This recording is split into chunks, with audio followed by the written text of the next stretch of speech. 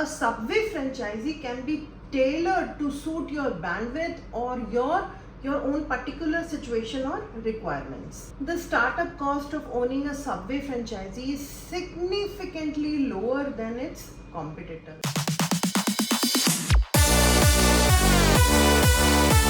Step by step guide to opening a Subway franchisee series part 2. Competition in the fast food industry is fierce and consumer preferences, behavior are constantly evolving, especially in the post-COVID era. We already know Subway is one of the most recognizable fast food brands worldwide, and its fresh sandwiches and salads have made it a favorite among many around the world. But what does it take to open your very own franchisee in Canada? So let's break it down for you step by step.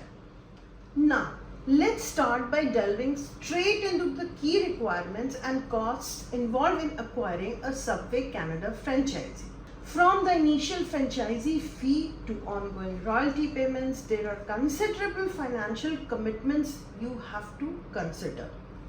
The startup cost of owning a Subway franchisee is significantly lower than its competitor, beginning at around, say, Canadian 200,000 to 500,000. But before that, here are the eligibility basics for you.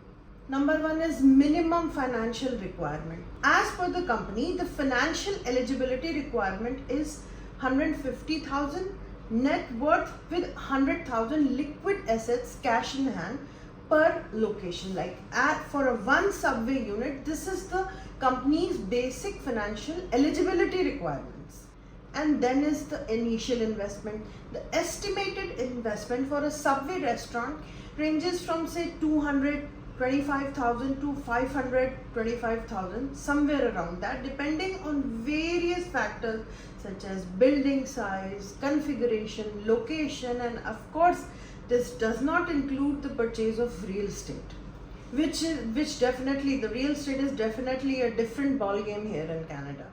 And now this brings us to the next crucial point, which is the initial franchisee fee. The initial franchisee fees is just 15,000 Canadian dollars for each Subway location, each Subway franchisee location. Next on the list is the royalty fee and or any other related fees. The royalty fee is 8% of the gross sales.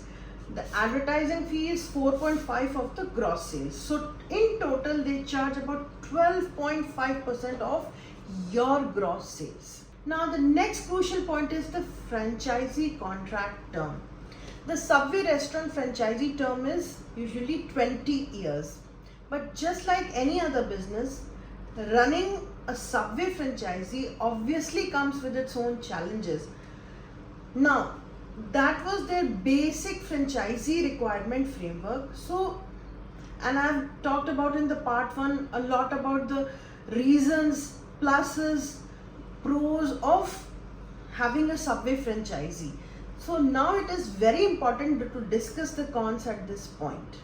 So here are the cons for you. So Subway franchisees have to pay some of the highest percentages of profits, around 12.5%, back to Subway compared to their competitors. This is the first biggest con of a Subway franchisee.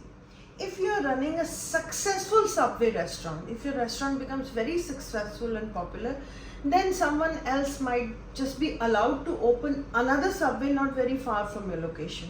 This is also very, very big con. They don't have any rules or regulations like around a certain kilometer of a Subway location there won't be another one. There are no such rules.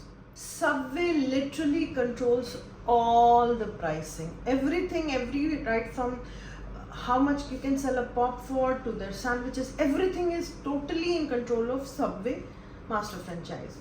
Also, during my research, I found out that franchisee outlets had to buy stuff, say like dishwashing liquid and other related regular items, only and only from Subway approved suppliers, which were many a time selling much higher than what you have to pay for the same. The example I was quoting was for dishwashing liquid.